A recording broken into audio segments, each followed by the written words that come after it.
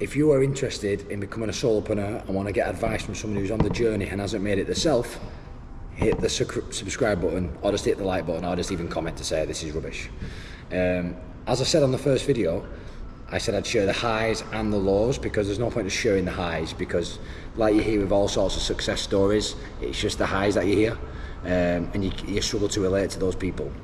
But today is a high, because we're in Singapore.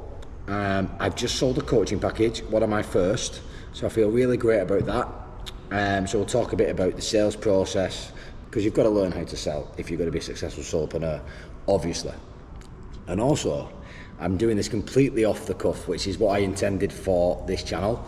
I'm doing it off the cuff because we're in Singapore and we just sneaked in to the Raffles Hotel. Now, me and my wife love sneaking into hotels, just walking around, because we must be a bit gimpy.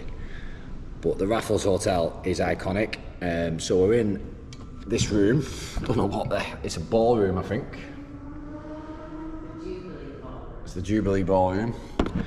And I thought, what a great setting to do a vlog.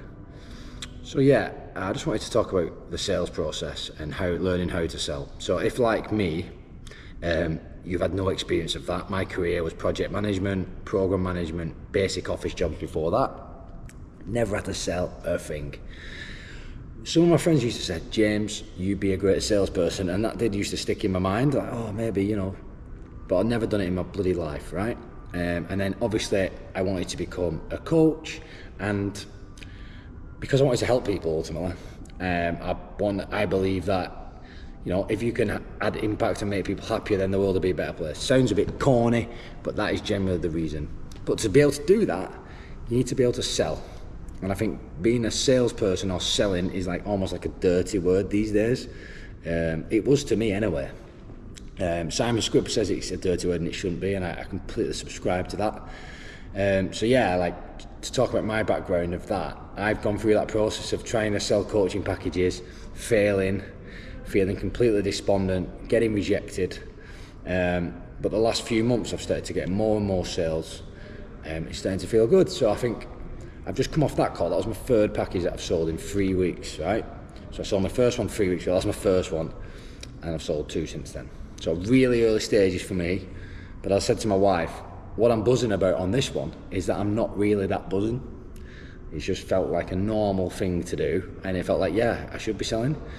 And I can tell you, 3 months ago, I did my first sales call, felt completely unnatural. I was following kind of a basic kind of script that a guy I knew worked with gave to me. You know, it wasn't a malicious, like I said, when I say it, it sounds like it's a malicious thing. It was just like basically how to go through the packet, how to go through the process of a coaching breakthrough call, and then ultimately sell it at the end to help them. But I just completely unnatural, completely flunked it. Didn't feel like I had rapport with her. Felt like she was judging me, and yeah, just obviously she didn't buy. Whereas now I feel like I know how to build rapport with people. I'm just genuinely interested in them. I completely let go of the nerves of selling, and I just be present basically. And it works. And then you sell at the end.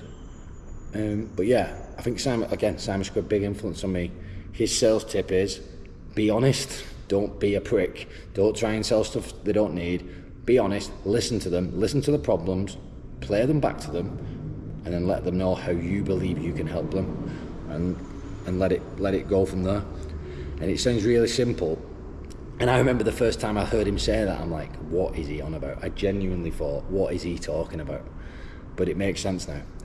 So yeah, I think try that, give that a go, just be present.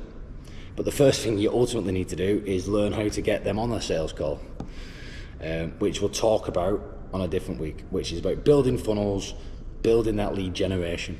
Now I'm getting this lead generation because I'm partnered with a guy who coached me. So I'm getting leads from his successful business. So I can share bits and pieces of how he's done it. And I'm also reading a lot of books, building my profile to get my own lead funnel, which is starting to come.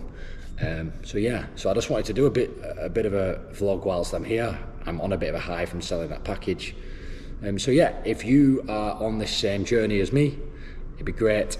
I'm on a bit of a mission. It'd be great if you could subscribe or give me a comment, because I'm on a mission to help at least one person. This is a bit of a side project for me, just to do some videos, learn. I'm a project manager in the past, and a methodology I subscribe to is agile, which is basically just start something and improve as you go. So these videos, hopefully, will keep getting better, because I realise they're a bit scrappy at the minute, but the content, it's about the content. And I thought I'd do it in Raffles in Singapore. So hopefully this allows me to do one in some shithole hotel that I will probably be in when I go to Indonesia tomorrow. No disrespect to Indonesia, so yeah. See you later. Even though I'm not driven by money, I'm just putting it on my bucket list now that I'm going to come back here and book a night here in 2 years' time. 2 years, I'm going to come back here and drink a Singapore sling with the rest of the rich fuckers.